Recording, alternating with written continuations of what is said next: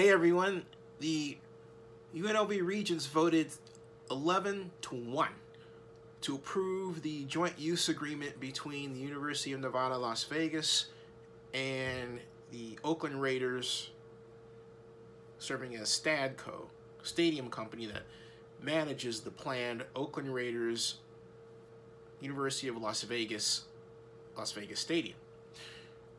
Now, the approval comes with a condition. The condition is that the parties, UNLV lawyers, Raiders lawyers, and of course the Stadium Authority, which has to approve the joint use agreement at a future meeting, probably next week, they have to work out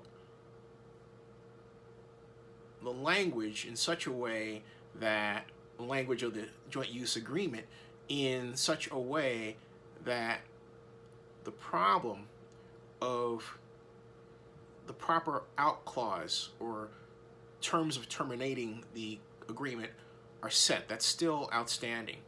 In fact, the major problem with the agreement is it was never changed, appreciably between the Regents' first look at it and the one that they voted on Friday, January 19th.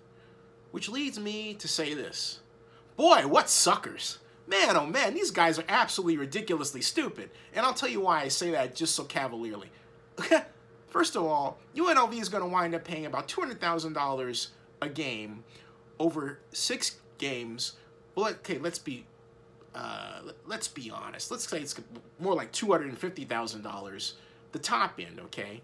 And even though there are claims that, it's going to be lower than that, you don't plan for that. You always plan for the worst case. Bing, $250,000 times 6, that's $1.2 million a year. UNLV has never seen an expense like that at all. They're used to paying, $50,000 a year a game, $70,000 a game at Sam Boyd Stadium, but that's it, okay? Nothing greater than that. Now they're going to get stuck with this huge tag. Now you're going to say, wait a minute, Zinni, they're going to get $3.5 million a year to offset their losses from Sam Boyd Stadium. But look at the fine point. The fine point says this. First of all, the Stadium Authority has to get its $2 million annually before UNLV can see its $3.5 million, okay? Then it says that they have to determine how much, and get this is the laughable part about it, all right? They have to make sure that the Oakland Raiders, as Stadco, as the stadium managers, are able to use money to make payments that they forgot to pay, that they didn't pay.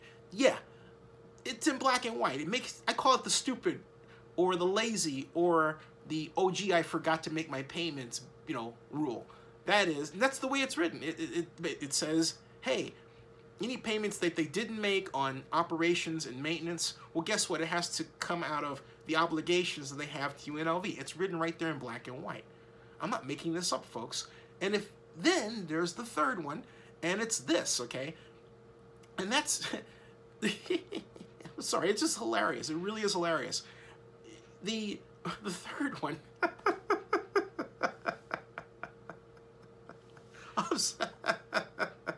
they have to have the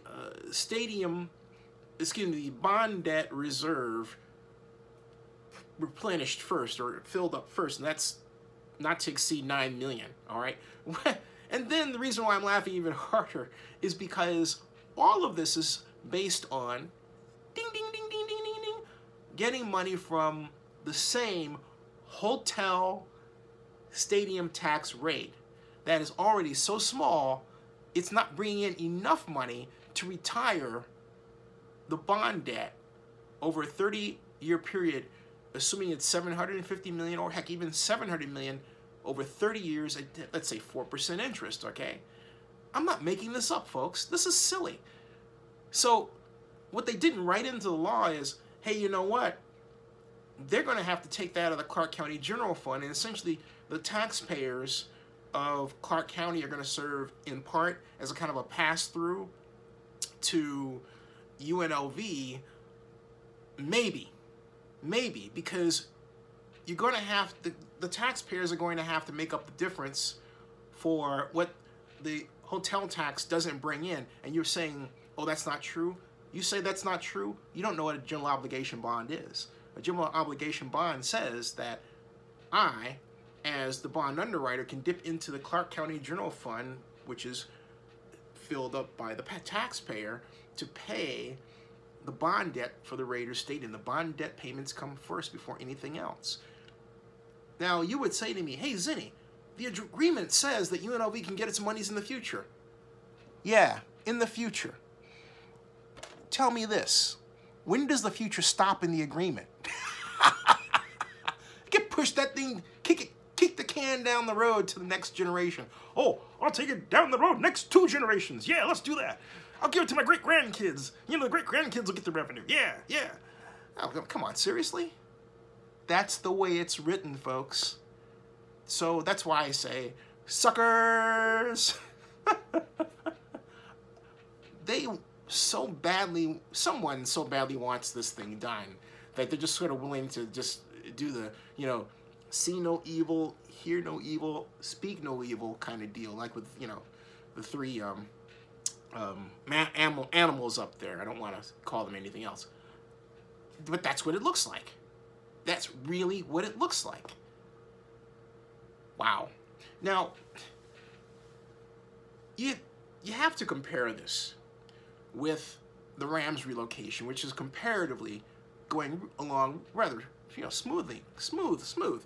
Among other things, the Rams just don't have these issues. They have the weather issue, of course. Oh, by the way, didn't the Raiders have a rain weather issue recently, too? Just wondering. And that's pretty much about it. They don't have the financing issues that the Raiders have. There's not the sword of Damocles that's consistently hanging over our heads. Oh, and by the way, there is this government shutdown, which affects federal government operations. And so wouldn't that possibly impact the Raiders working with the Army Corps of Engineers to move that channel? Anyway, just wondering. Or if the Raiders have to do it themselves and not have to worry about the government, okay, but do they actually get the paperwork from the government done? How does a shutdown affect that? I'm just, you know, asking. Wow. What a lousy deal. It's just fun watching this badly developed, badly designed plan unfold. You know, little piece by piece by piece. Every time you peel something back, it's like these roaches that come and go, ah, yeah, yeah. That's how it looks, all right? In my case, I peeled back the patterns on this thing and the skin on this thing long before anyone else did, and I already got my can of bug spray and roach killer out, and I was like, tss, and everyone was like, no, we don't need that. And now it turns out, you know what? You do. What an awful deal.